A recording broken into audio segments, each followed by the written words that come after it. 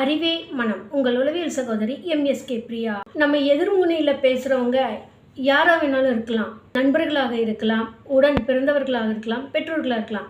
இவங்கக்கிட்ட பேசுகிறப்ப ஒரு உண்மைத்தன்மையை நம்ம எதிர்பார்க்கக்கூடாது.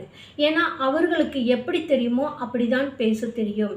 அதை நம்ம புரிஞ்சுக்கிட்டு அதை விளக்கி சொல்ல தெரியணும், செய்ய தெரியணும். நம்மளுக்கு சொல்லவும் தெரியாது, செய்யவும் தெரியாது.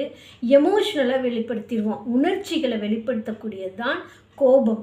அப்போது உங்களுடைய வார்த்தைகள் நீங்கள் சொல்லக்கூடியது அந்த எதிர்முனையில் இருக்கிறவங்களுக்கு ஒன்று ஆதங்கத்தை கொடுத்துலாம், இல்லைன்னா ஆத்திரத்தை கொடுத்துலாம், இல்லைன்னா கோபத்தை வெளிப்படுத்தலாம். ஏன் நாங்கள் கைகலப்பும் கூட பல நேரங்கள் ஆயிடுது. அப்போது உணர்ச்சி வசப்படாமல் ஒருத்தர் எதிர்முனையில் சொல்லக்கூடிய உண்மைத்தன்மையை புரிந்து கொண்டு அவர்களுக்கு சாதகம் பாதகம் இல்லாமல் ப்ரெசண்ட்டில் நியூட்ராக பார்த்து உங்களால் பேசுகிறதுக்கு உங்களை நீங்கள் பழக்கணும். இதற்கு தான் உளவியல் வழிகாட்டுதல்.